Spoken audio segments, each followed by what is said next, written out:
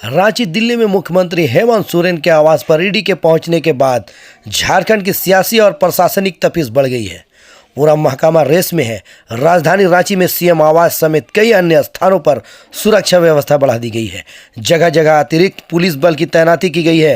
Kanke road स्थित hot lips चौक के पास city SP राजकुमार Mehta, SDM city DSP कोतवाली डीएसपी सहित भारी संख्या में पुलिसकर्मी तैनात किए गए हैं। उल्लेखनीय है कि मुख्यमंत्री हेमंत सोरेन पिछले 2 दिनों के लिए दिल्ली के दौरे पर हैं। इस दौरान प्रवर्तन निदेशालय ईडी की टीम मुख्यमंत्री के दिल्ली स्थित आवास और झारखंड भवन पहुंची है।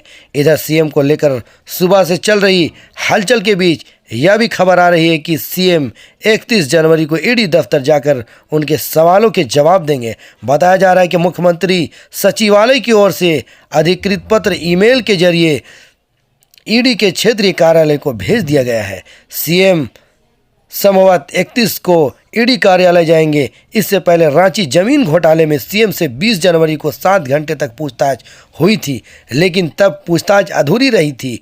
एजेंसी ने सीएम को उसी दिन बताया था कि उन्हें पूछताछ के लिए 1 दिन का वक्त और चाहिए। इसी को देखते हुए झारखंड की राजधानी रांची में झामुमो कार्यकर्ता ने काफ़ी बड़ी रैली निकाली और क्या कुछ कहा, सुने।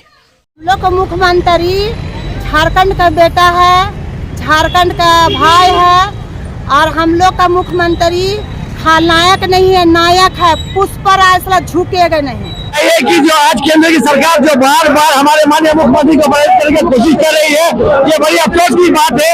जब एक बार आप 10 बार सम्मत मिलने के बाद आज मुख्यमंत्री कल हमारे मुख्यमंत्री जो अपने काम के लिए, अपने पर्सनल काम के लिए दिल्ली गए थे, वहाँ रोका किया उन्हें।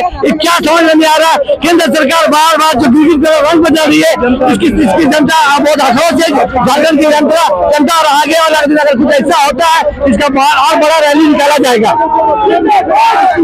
सामना कर रही ईडी का सामना तो उन्होंने किया, सम्मान बुला करके 20 तारीख को उन्होंने 8 घंटे उनसे पूछताछ की।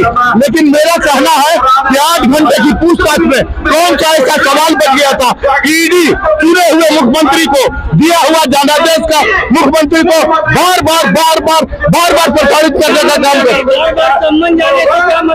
प्रताड़ित कर रहा, चुना हुआ जनादेश का अपमान कर रहा है। ये क्योंकि दूसरे जगह ईडी नहीं जाती जहाँ बीजेपी की सरकार है, चुनी हुई सरकार वही आती है जहाँ बीजेपी की सरकार है।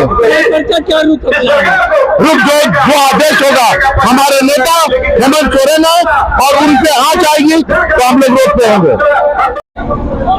देखिए पत्रकार महोदय, जिस तरीके से केंद्र सरकार के इशारे पे जो ईडी सीबीआई जो तंग कर रही है हमारे माननीय मुख्यमंत्री को, उसके विरोध में तमाम जिले से हमारे झारखंड मुक्ति मोर्चा कार्यकर्ता आए हैं और अपना विरोध प्रकट कर रहे हैं। ईडी तो अपना काम कर रही है। देखिए ईडी काम बिल्कुल कर रही है, लेकिन 20 तारीख को मैराथन मीटिंग की है लोगों ने, पूछताछ किया। 7 घंटे तक बात करने के बाद भी, पूछताछ करने के बावजूद भी पता नहीं कौन सा सवाल में बचे रह गया, जिसके चलते हुए दिल्ली तक चले गए। तो हम लोग इसका विरोध करते हैं, आज के हम लोग इसका पूरा विरोध करते हैं। नहीं है, वही ईडी की छापेमारी चल रही है। देखिए हमारे मुख्यमंत्री जी का जो अभी 4 साल में जो योजना आई है, ये योजना का देख के सेंट्रल से लेके बीजेपी पूरा घबरा गई है कि आने वाला दिन 2025 में माननीय मुख्यमंत्री को दोबारा मुख्यमंत्री बनाने के लिए कोई रोक नहीं पाएगा। बिहार के जैसा नक्शा खिंचा रहा है। देखिए वो तो चाह ही रहा है कि बिहार के जैसा नक्शा खींचे, लेकिन ये झारखंड मुक्ति मोर्चा, ये झारखंड अलग लड़ के लिया है, इनको कोई सौगात में नहीं मिला है।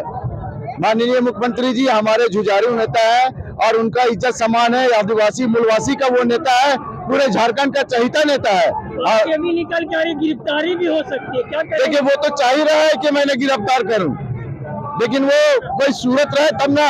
7 घंटा तो ईडी ने 20 तारीख को पूछा, ऐसा कौन सा क्वेश्चन है भाई जो आप उनके पूछने नहीं सके? 7-7 8 पदाधिकारी ईडी का है, 7 घंटा तक उन्हें पूछा, सुबह 12 बजे से लेकर शाम 7 बजे तक आपको कुछ सवाल नहीं मिला है। तो आखिर कौन सा ऐसा सवाल है जो दिल्ली में ही पूछना है? कहीं ना कहीं उनका मंशा गलत है। क्या लगता है ये ईडी को डराने के लिए नहीं, ये मोहब्बत करती है हेमंत सोरेन से, इसलिए निकली है ये।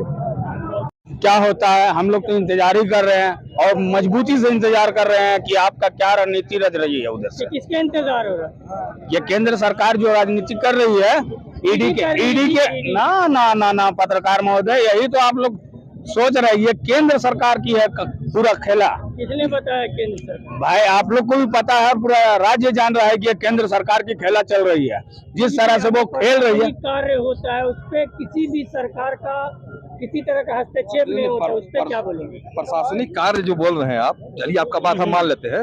एक मामला आप लोग याद कीजिए और बताइए, प्रशासनिक कार्य था या क्या था?